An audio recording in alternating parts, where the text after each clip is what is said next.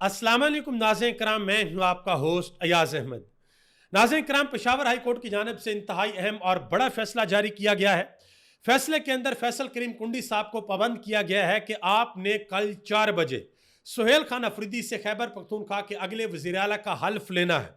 सुहेल खान अफरीदी का रास्ता रोकने के लिए पूरा जोर लगाया गया, बड़ी कोशिशें की गई, लेकिन इस फैसले के बाद वो सारी की सारी कोशिशें रद्दी की टोकरी के अंदर हैं। इस फैसले से कबल पाकिस्तान तहरीक इंसाफ की क़यादत ने वाज़ेह तौर पर यह ऐलान किया था कि अगर सुहेल खान अफरीदी का रास्ता रोका गया, अगर उनको वज़ीर आला का हलफ ना उठाने दिया गया, तो फिर हम आखिरी हद तक जाएंगे। जुनैद अकबर खान ने तो यहां तक बयान दे दिया था कि अगर घी सीधी उंगली से ना निकला तो फिर हम उंगली को टेढ़ा भी करेंगे। इसके अलावा अहम तरीन और बड़ी खबर है साद रिजवी के हवाले से, उनके छोटे भाई के हवाले से। 24 घंटे गुजरने के बाद अभी तक उनका कुछ नहीं पता कि वो कहां पर है, लेकिन पाकिस्तान के अंदर मीडिया के ऊपर खबरें चली हैं। यह दावा किया गया है कि पुलिस उनके बड़े करीब पहुंच चुकी है। वो आपके सामने रखने के लिए जा रहा हूं। अडयाला जेल से आज इमरान खान ने इंतहाई अहम पैगाम जारी किया है, जो मुरीदके के अंदर ऑपरेशन हुआ उस हवाले से, जो लोग अपनी जान की बाजी हार गए उस हवाले से। पाकिस्तान तहरीक इंसाफ के लोगों ने अडयाला जेल के बाहर आज बाकायदा तौर पर दुआए मगफरत की है उन तमाम लोगों के लिए जो इस ऑपरेशन के अंदर अपनी जान की बाजी हार गए। और अलीमा खान के बारे में एक बड़ा प्रोपेगेंडा किया गया था कि शायद अली अमीन गंडापुर और अलीमा खान की लड़ाई की वजह से इमरान खान ने अली अमीन गंडापुर को उनकी सीट से हटाया। तो आज यह प्रोपेगेंडा भी खत्म हो गया है, बाकायदा तौर पर इसका जवाब दिया गया है।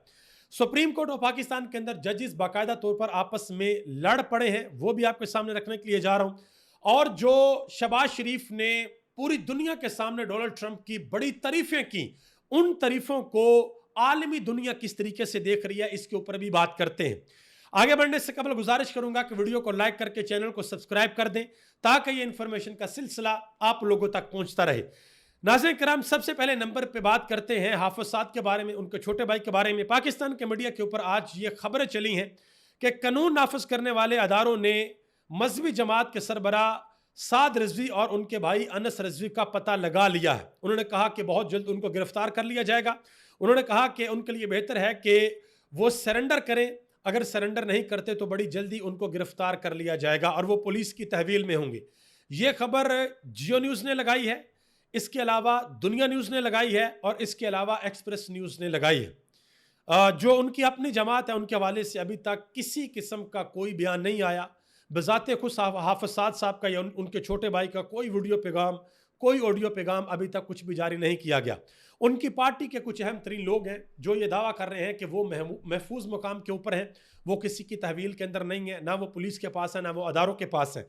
लेकिन उनके जो कारकुनान हैं, उनके जो वर्कर हैं, उनके जानने और चाहने वाले हैं, वो शदीद करब के अंदर हैं, वो शदीद परेशान हैं, परेशानी की हालत में है।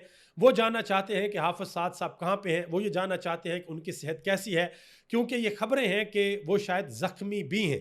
उनकी बाकायदा तौर पर वीडियो आई थी जिस वक्त वो निढाल होकर गिर रहे थे, ये वीडियो तो सोशल मीडिया के ऊपर आ गई थी। उसके बाद उनकी हालत कैसी है, वो किस हालत में है, ये अभी तक नहीं पता।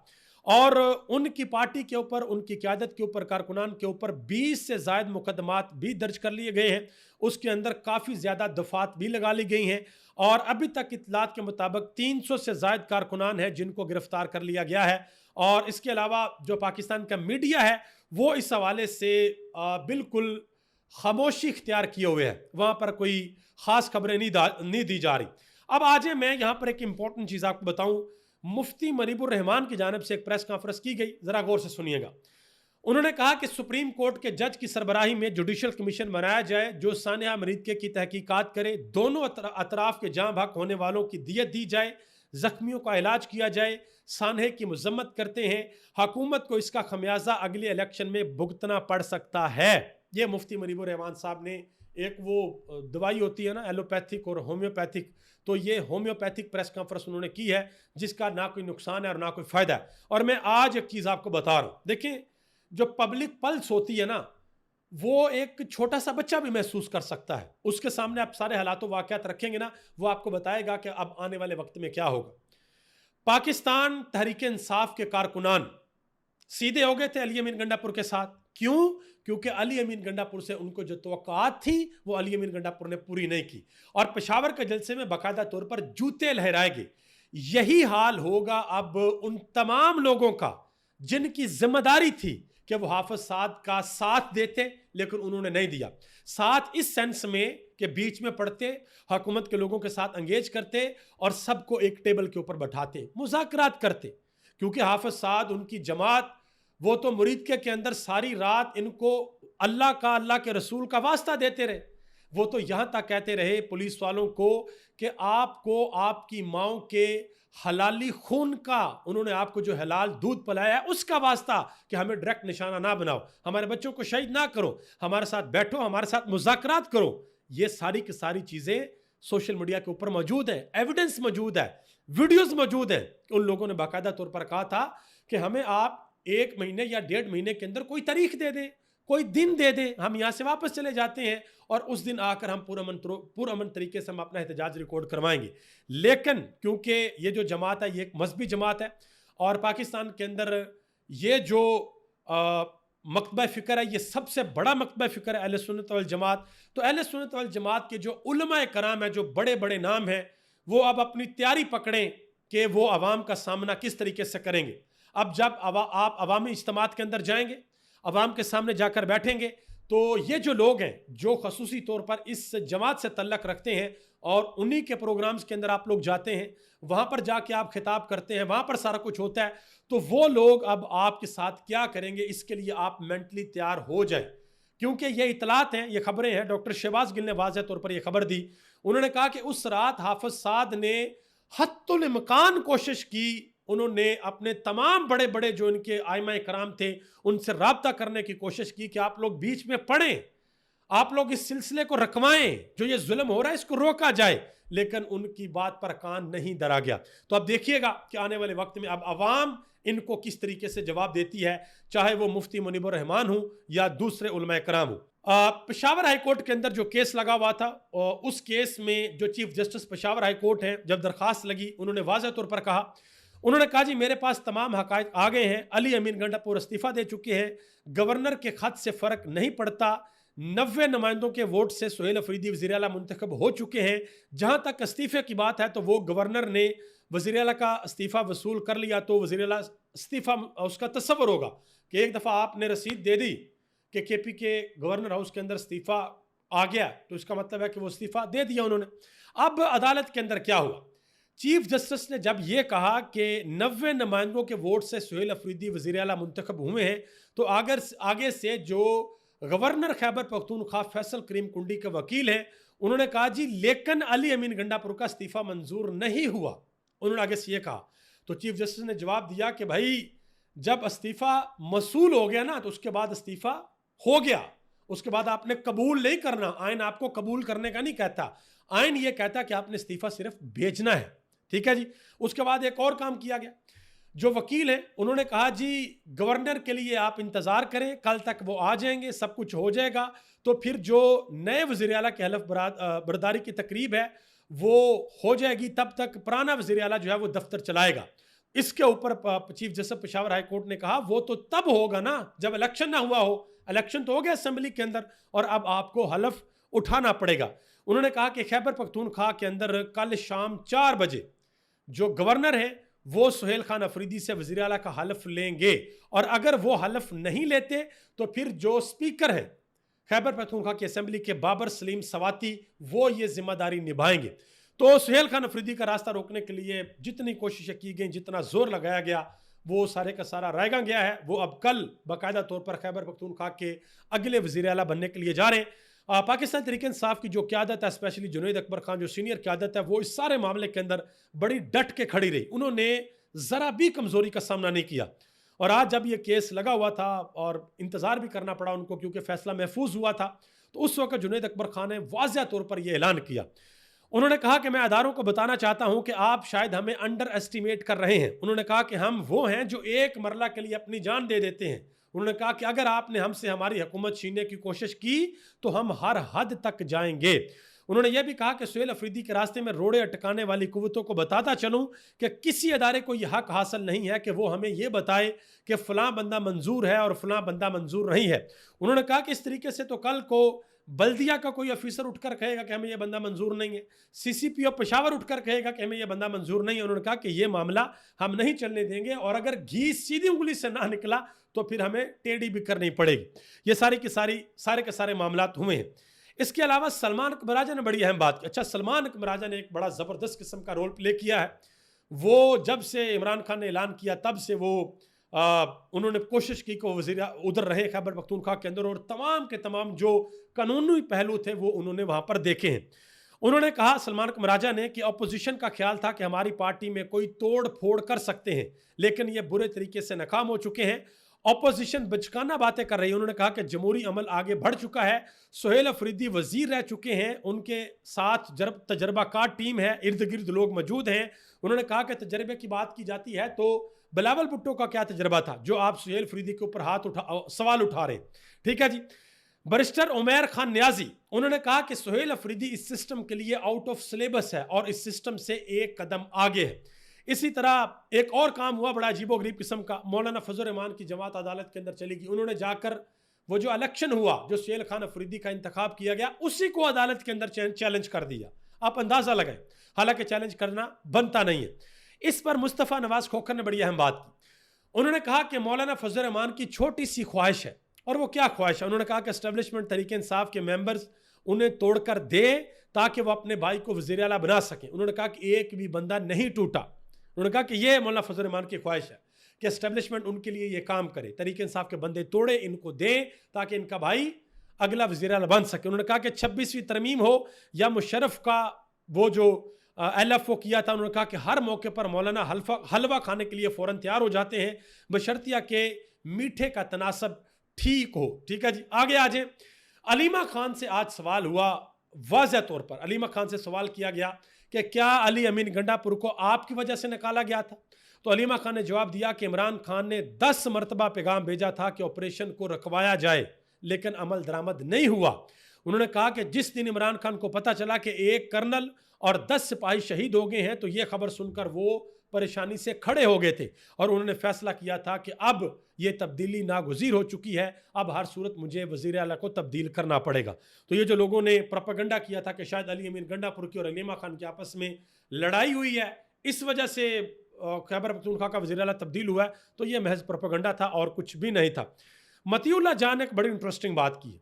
वो कहते हैं कि एक इमरान खान तो अडयाला जेल के अंदर बैठा हुआ है और दूसरा इमरान खान खैबर पख्तूनख्वा का वज़ीर आला बनने के लिए जा रहा है। उन्होंने कहा कि KPK के अंदर जो वज़ीर आला बैठा हुआ है, उन्होंने कहा कि वो इमरान खान से ज़्यादा ख़तरनाक हो सकता है। अगर अवाम ने उसका साथ दिया, जिस तरीके से अवाम उसके साथ खड़ी है, तो फिर उसकी बातों को संजीदगी से लेना पड़ेगा, यानी कि सुहेल खान अफरीदी की बातों को। नजम सेठी ने इसके ऊपर बात की। उन्होंने कहा कि इमरान खान ने जेल से पूरी की पूरी बसात ही पलट दी है, एक खतरनाक हद तक ज़हीन चाल चली है। उन्होंने कहा कि सुहेल अफरीदी का इंतखाब सियासी शतरंज की मास्टर स्ट्रोक है। और आप यकीन करें कि जब ये ऐलान हुआ था ना अडयाला जेल से, खबर बाहर आई थी, बुशा बीबी के वकील ने जब बाहर आकर कहा था कि इमरान खान ने अली अमीन गंडापुर की छुट्टी करवा दी और सुहेल खान अफरीदी अगले वज़ीर आला होंगे, उसी वक्त बाकायदा तौर पर थरथल्ली मच गई थी कि भाई ये क्या हो गया। देखिए, वज़ीर आला तब्दील होना एक अलहदा बात है, लेकिन वज़ीर आला को तब्दील करके सुहेल खान अफरीदी को वज़ीर आला बनाना ये एक अलहदा बात, क्योंकि सबको पता था कि सुहेल खान अफरीदी किस तरह के बंदे हैं, वो किस लाइन के ऊपर चलेंगे और उनका मौक़िफ़ क्या होगा। और उन्होंने जो खैबर पख्तूनख्वा असेंबली के अंदर पहली तकरीर की है, उससे लोगों को वाज़ह तौर पर पता भी चल गया है। इसके अलावा जी इमरान खान ने आज अडयाला जेल से अहम तरीन पैगाम भेजा है। उन्होंने कहा जी सुहेल खान अफरीदी मेरा ओपनर प्लेयर है, उसे मैं कहूँगा कि वो ज़रा खुल कर खेले। अब ओपनर प्लेयर है, खुलकर खेले, ज़रूर खेलना चाहिए, लेकिन सुहेल खान अफरीदी को इमरान खान से मुलाकात ज़रूर करनी चाहिए। एक तो ये बड़ी इंपॉर्टेंट चीज़ है, और दूसरी जो इमरान खान के वफादार साथी हैं सुहेल खान अफरीदी को, उनको अपने साथ ज़रूर रखना चाहिए, क्योंकि वो ये बताएंगे कि खुलकर खेलना तो ज़रूर है, लेकिन पीछे से अपनी विकेट भी बचानी है। क्रीज छोड़कर इतना दूर नहीं चले जाना कि अगर कोई बॉल मिस हो जाए तो पीछे से कीपर आपको स्टंप आउट कर दे। यह भी बड़ी इंपॉर्टेंट चीज़ है, बड़ी टेक्निकल चीज़ है। तो सुहेल खान अफरीदी के इर्द गिर्द बड़े सीनियर लोग मौजूद हैं, वो उनको गाइड ज़रूर करेंगे। बैरिस्टर गौहर अली खान ने आज कहा कि इमरान खान को बताया गया कि सुहेल खान अफरीदी को मुंतखब कर लिया गया है असेंबली से वज़ीर आला। उन्होंने खुशी का इजहार किया और उन्होंने तमाम MPs को खराज तहसीन भी पेश किया। और आज इमरान खान ने मुरीदके के अंदर जो ऑपरेशन हुआ उस वाक़े पर अफसोस का इजहार किया और मजम्मत भी की है। अभी जब इमरान खान का बाकायदा तौर पर उनके ट्विटर हैंडल के ऊपर बयान आएगा तो उसमें मजीद पता चलेगा कि इमरान खान ने एग्जैक्टली कैसे बात की है। पाकिस्तान तहरीक इंसाफ के जो वकला हैं उन्होंने आज अडयाला जेल के बाहर बाकायदा तौर पर जो ऑपरेशन किया गया मुरीदके के अंदर, वहाँ पर जो लोग शहीद हुए उनके लिए बाकायदा तौर पर आज खसूसी दुआ किया, दुआ मगफरत की है। इसके अलावा बैरिस्टर गौहर अली खान ने कहा कि इमरान खान ने आज ये कहा है कि अगर मैं तनकीद करता हूं तो सियासतदान के तौर पर पॉलिसी के ऊपर तनकीद करता हूं ताकि कोई हल निकले। उन्होंने कहा जी फौज भी मेरी है और मुल्क भी मेरा है और शोहदा भी मेरे हैं, शोहदा भी हमारे हैं। ये इमरान खान ने अंदर बात की। अच्छा, आज इस हवाले से बात आज बैरिस्टर सैफ ने भी की। उन्होंने कहा जी इमरान खान ने कहा जी मैं फौज का वफादार हूँ, ये फौज मेरी है, मैं फौज के खिलाफ नहीं हूँ। तो पाकिस्तान तहरीक इंसाफ के बहुत से लोग ये कह रहे हैं कि बैरिस्टर साहब झूठ बोल रहे हैं, हम इनकी इस बात को नहीं मानते। हो सकता है कि बैरिस्टर साहब ने अल्फाज को ज़रा थोड़ा सा चेंज किया हो, लेकिन एक चीज़ तो कन्फर्म है, इमरान खान ये कई दफ़ा कह चुके हैं कि ये मुल्क भी मेरा है और ये फ़ौज भी मेरी है। उन्होंने इमरान खान कई दफ़ा कह चुके हैं मैं ये चाहता हूँ मेरे मुल्क की फ़ौज एक तगड़ी फ़ौज हो। बेकर इमरान खान के अकाउंट के ऊपर जो पैगाम आएगा उससे वाज़ह तौर पर पता चल जाएगा कि इमरान खान का क्या पैगाम था। इमरान खान ने यह भी कहा कि यह नहीं हो सकता कि दहशतगर्दी का खात्मा अफगानिस्तान से बात किए बगैर मुमकिन हो। अफगानिस्तान से बात करनी पड़ेगी, उन लोगों को अंगेज करना पड़ेगा और फिर ये जो है ये सारे का सारा मामला जो है इसको फिर हल किया जाएगा। पाकिस्तान की जो सुप्रीम कोर्ट है वहाँ पर बाकायदा तौर पर लड़ाई लगी हुई है जी। वहाँ पर आज क्या हुआ है मैं आपके सामने रखने के लिए जा रहा हूँ। जस्टिस जमाल खान मंदोखेल उन्होंने आज कहा कि सुप्रीम कोर्ट के रूल्स जिस वक्त बने थे तो उस वक्त 24 जज बैठे हुए थे, उनके सामने रूल्स बने। उन्होंने कहा कि ये केस आगे नहीं चलेगा जब तक ये क्लियर नहीं होता कि मुझे झूठा कहा जा रहा है। उन्होंने कहा कि मैं सब कुछ कौम के सामने रखूंगा।